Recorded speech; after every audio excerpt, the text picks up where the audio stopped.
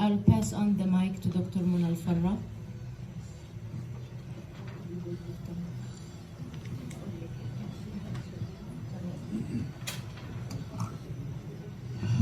First, I say hello, and I say that I'll pass the message to all Palestinian people in Gaza.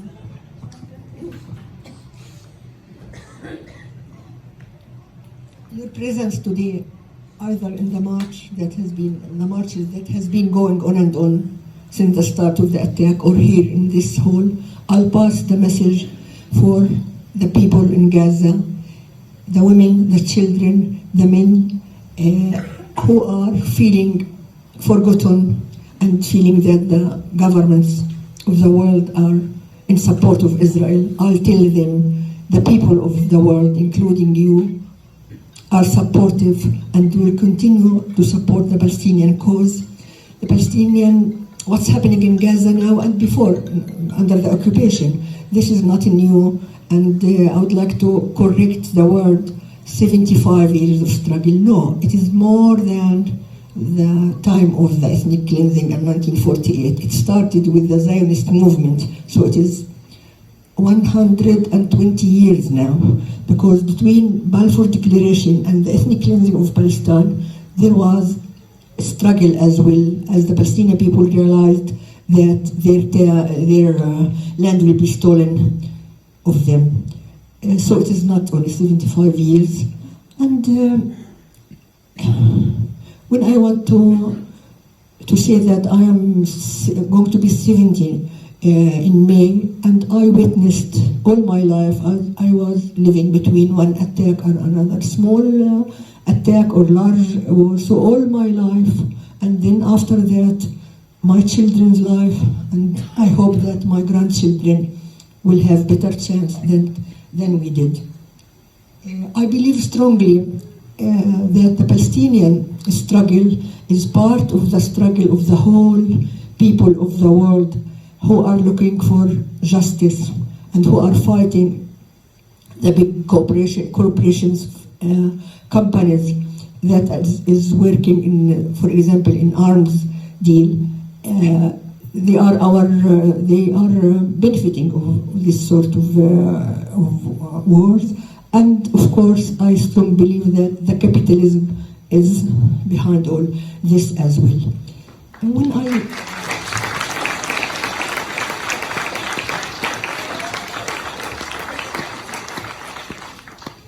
So if I want to talk about stories, there are many stories. Every day we have stories, but stories of occupation, because Palestinian people are occupied, and the international law says when you are occupied, you have the right to defend yourself, you have the right to resist. On the other hand,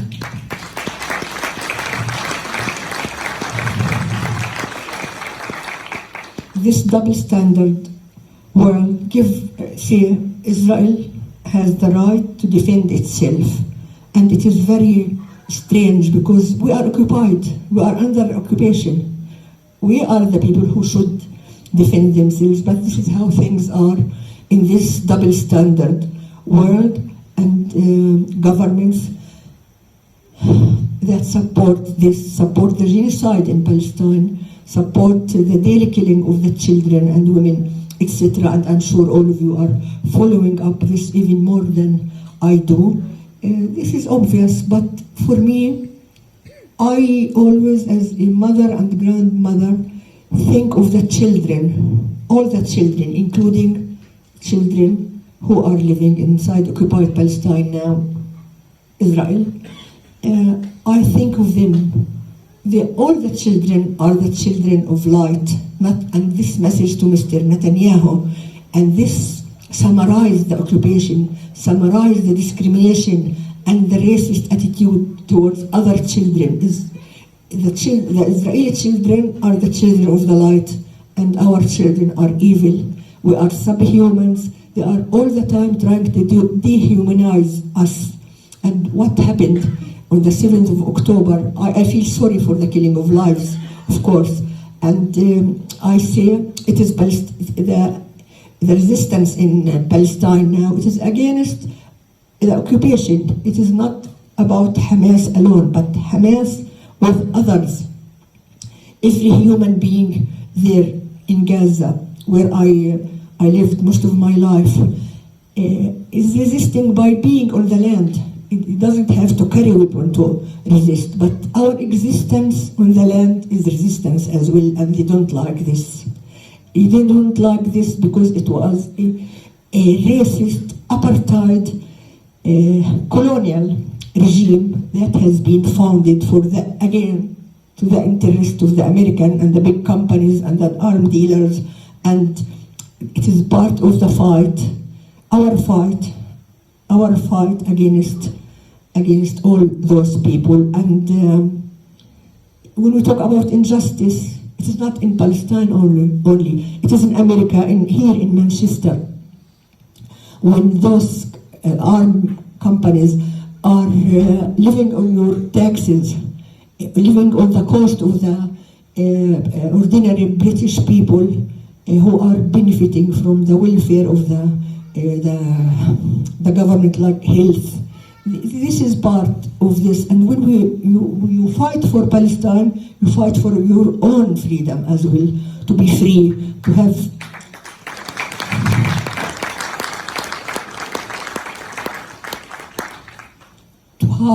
justice for all the people of the world, despite of their race, their color, their political belief, their ethnicity. Yeah. So the Palestinian fight is your fight too.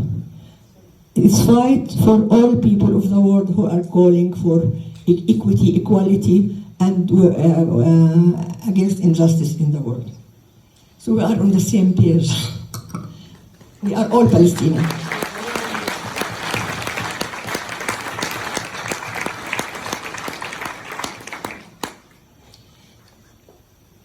The future, I am always thinking of the future. The future of the children, those children who are living and sharing the same land, Palestine historical land, and those children who are now subjected to the most aggressive, brutal attacks after 7th of October in Gaza, I mean. I think of their future. I believe strongly that the more violence Israel shows and the more violation of human rights, and I started to hate this word human rights, but it has gone far more than human rights violation. What's happening in my country is war crimes against humanity and genocide as well. So, thank you. So when I think of the children, I think of the children on both sides, because they are the future. So if Israel continue to do this against our children, women and men, then on the other side, the people, more radical people will be, more people who are willing to fight those people who killed their loved ones, demolished their homes and livelihood, and destroying their structure. So this is not the answer. And many times I was asked, what is the answer?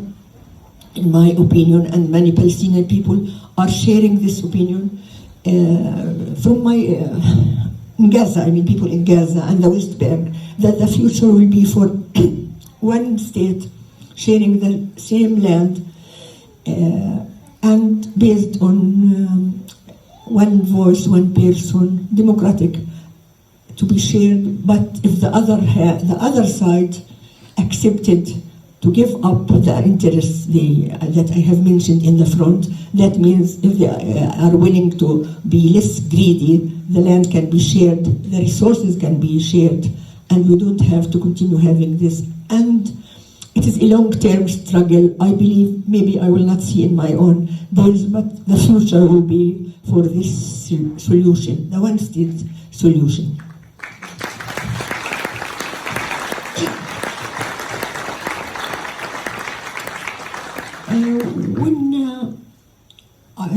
like to go through the numbers with you, but just bear up with me. I will not use the numbers, but the numbers of those Palestinian people who were killed during the attack, increased number of doctors, nurses, teachers, hospital workers, engineers, university professors, all works of the Palestinian society has been attacked, and it was systematic attack.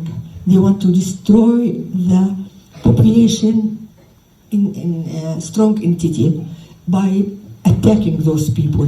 This is journalists. This reminds me of the systematic plan of 1948 ethnic cleansing of Palestine, when it was a systematic plan to evacuate more than 500 villages and Palestinian villages and cities when Israel was founded. So it is the same mentality, still the same mentality. They need the land without people, and they will not succeed. They will not succeed. I reassure you, when we are all united to the same cause, which will bring peace and stability for the future generations, including my grandchildren. Where is Sidna? Sidna is my grandchild. Say hello to them. Yeah. As a health worker, I'm a doctor, and I have run many health projects throughout my life. When I think of the health situation of the people, my people now under this attack, my people now who are 1.8 at least, became maybe more, correct me, but at least 1.8 million have been displaced, have left their houses, were ordered to leave actually by the military, the occupying forces, and they moved many times. They ended up, the majority ended up in Rafah, the south, in a very, very dire situations, health situation. Literally, they are hungry and thirsty, and no proper shelters, and not enough aid is entering Gaza, just 10% of what is needed. And when they managed to allow one of the aid trucks into Gaza, they consider it, the Israelis, big piece of news, which is not enough. And I am seeing that and watching that, not through the news, just from direct testimonies from people on the ground. There is hunger in Gaza, famine in Gaza, and the situation is even more in the north, in Gaza city and Jabalia, Bethlehem, and the camp as well. So those children who are experiencing such circumstances, not only in the psychological level, it is the physical level. So I'll give you small examples. Every day we have 180 women give birth to the children inside the tents. And when you just think of the number, it is not just the number they give birth. Imagine of the surrounding situation. The woman is anemic, because she did not get enough food, and giving birth in such circumstances with lack of painkillers. They give birth to children, but 50, this is every day I say, 110, but we have 55,000 women are pregnant at the moment, and they give, this is the number of Awda. So think of those women forced to give birth in such circumstances, and think of the 15% of complications they will end up with the complications of delivery. Some of them actually had to have cesarean section without anesthesia. Can you think of this traumatic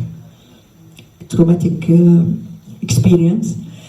And the complications of will continue to accompany those women. And the children, the woman, I'll talk more about women. The woman who has to be starved, has to be starved because she will spare the food for her children. when they mention health, human rights, and the attacks against the ambulances and the hospitals, etc., etc. This is not new for me. I have lived this all through my life, but the scale now is beyond my imagination. They are asking me, I have only 3 minutes, so I'll end quickly. So if I think of Gaza, Palestinian in Gaza, I don't think of Gaza alone. I think of Gaza, Palestinian in Gaza, Palestinian in the West Bank, because this is another story too, what have to endure under this colonial occupation. I think of Palestinians in the refugee camps in Syria, Lebanon, and Jordan. I think of all the Palestinian people in the diaspora, scattered all over the world, settled or unsettled. Everyone has a story as well, and this story give me hope to that the Palestinian cause, with the people like you who are in support of us, will never be part of the history. Israelis will not be able to defeat us, and they have experienced that more than 3 months, and now the resistance did not. The Israeli army did not achieve their goals. This is, if it shows something, it shows that we feel of injustice, and we have the strong determination that we will not end. And I pass this message through you. I will tell you about bright side of life in Gaza under all this myth. Young people like you, and I'm very glad that I see the movement is recruiting more young generations, and this is very uplifting for me and empowering for me and for others as well. This is great success for you, Manchester. Really, I salute the presence of the youth and the children.